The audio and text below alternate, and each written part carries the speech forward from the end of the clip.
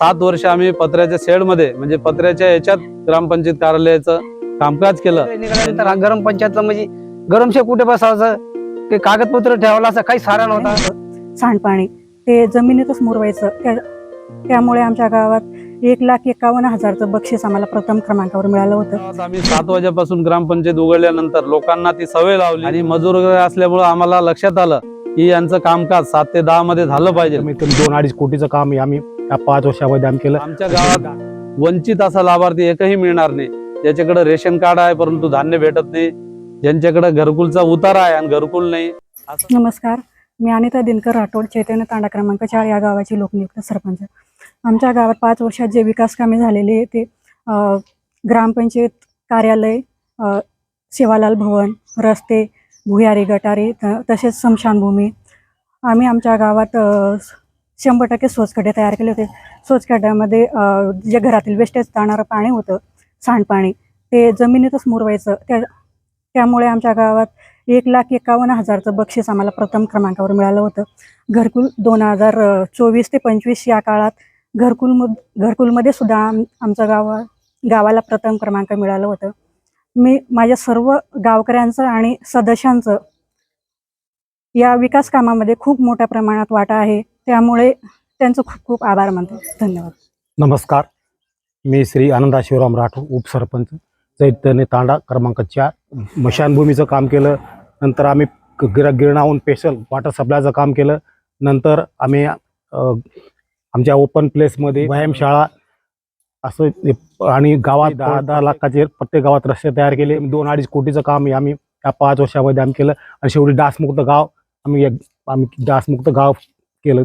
म्हणजे प्रत्येक घरासमोर स्वच्छखड्डे तयार केले आणि त्याच्यामुळे त्या गावात जो पाणी होता, वेस्ट पाणी, तो तिथे जिरवायचा. आणि त्यामुळे त्या गावात बाहेर बुड्यावर पाणी नसल्यामुळे तिथं डास काही तयार होत नव्हते. म्हणून आमच्या गावाला डासमुक्त बी असं पुरस्कार मिळाले.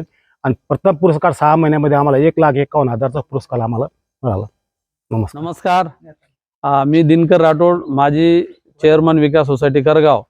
परंतु आमच्या ग्रामपंचायतला 30 जुलै 2019ला विभाजन झालं आणि विभाजन झाल्यानंतर या गावात अशी परिस्थिती होती, साधी गावात मुतारी सुद्धा नव्हती. तर आम्ही शून्यापासून सुरुवात केली या गावाचे. पहिले गावाचं नाव करगावमधून नवीन नाव निर्माण करून नवीन ग्रामपंचायत विभाजन केलं.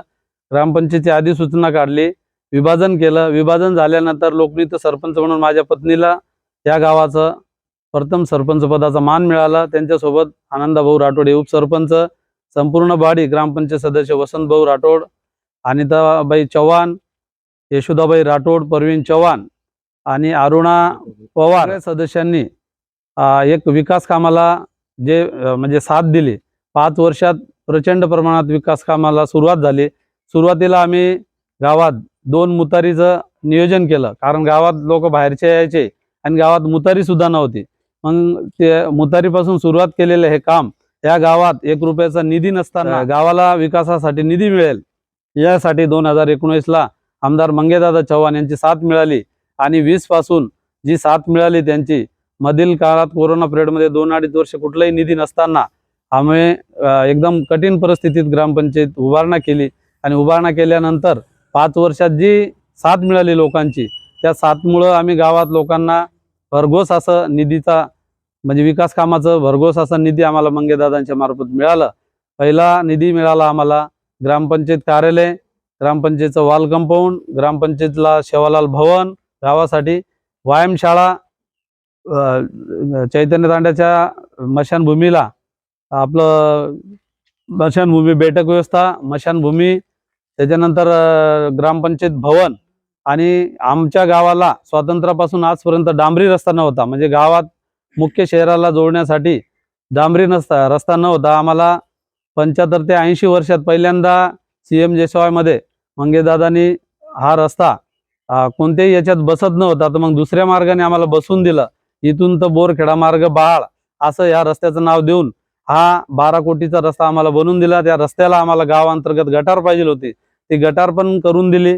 त्याला कॉन्क्रीट रस्ता करून दिला. प्रचंड असं विकास काम ह्या माध्यमातून. हनुमान मंदिरासाठी सभा मंडप केलं. त्याच्यानंतर संगम हॉटेल समोर जी वस्ती आहे तिथे एक मंदिर आहे छोटंसं, त्या मंदिरासाठी 7 लाखाचं आमदार निधीतून सभा मंडप दिलं दादांनी आणि तिथं एक ग्रामपंचायत भवनचं काम सुरू आहे. हे संपूर्ण विकास काम आमदार मंगे दादा व आमच्या गावाचे सगळे बॉडी, ग्रामपंचायतचे मेंबर, सरपंच, उपसरपंच आणि ग्रामस्थ यांची साथ मोठ्या प्रमाणात मिळाल्यामुळं आम्ही हे काम करू शकलो. आमच्या गावात आज रोजी 138 घरकुल चालू आहे.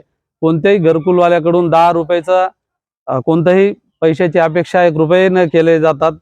सगळ्यांचं काम फ्री ऑफ केले जातात. आमच्या इथं ग्रामपंचायतचा भोंगा आहे. या भोंग्याच्या माध्यमातून आम्ही गावाला पूर्ण संबोधित करतो. आम्ही 7 वाजेपासून ग्रामपंचायत उघडल्यानंतर लोकांना ती सवय लावली की तुम्ही तुमच्या सगळ्या गावात मजूर वर्ग आहे आणि मजूर वर्ग असल्यामुळं आम्हाला लक्षात आलं की यांचं कामकाज 7 ते 10 मध्ये झालं पाहिजे. म्हणून त्या उद्देशाने सगळ्या ग्रामपंचायतच्या बॉडीने आणि सर्व सदस्यांनी आणि ग्रामस्थांनी चांगल्या पद्धतीने साथ दिला.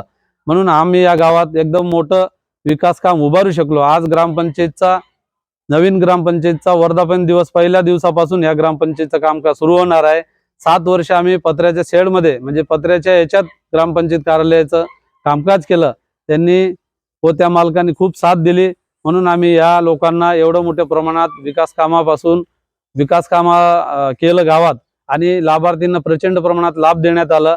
आमच्या गावात वंचित असा लाभार्थी एकही मिळणार नाही. ज्याच्याकडे रेशन कार्ड आहे परंतु धान्य भेटत नाही, ज्यांच्याकडे घरकुलचा उतारा आहे आणि घरकुल नाही, असं कदाचित एखादा लाभार्थी जो ग्रामपंचायत पर्यंत पोहोचला नसेल तोच बाकी असू शकतो. गावात 138 घरकुल चालू असल्यामुळं प्रचंड प्रमाणात घरकुलचे काम गावात चालू आहे. अजून भविष्यात चांगले विकास काम करू. नमस्कार, मी भाऊलाल चव्हाण, सोसायटीचं वाय चेअरमन. तर आमचे करगाव चैतन्य तांड्यात जेव्हा ग्रामपंचायत वेगळी निघाल्यानंतर आम्हाला म्हणजे असं काहीच सारा नव्हता. वेगळे निघाल्यानंतर हा ग्रामपंचायतला म्हणजे गरमशे कुठे बसायचं की कागदपत्र ठेवायला असं काही सारा नव्हता.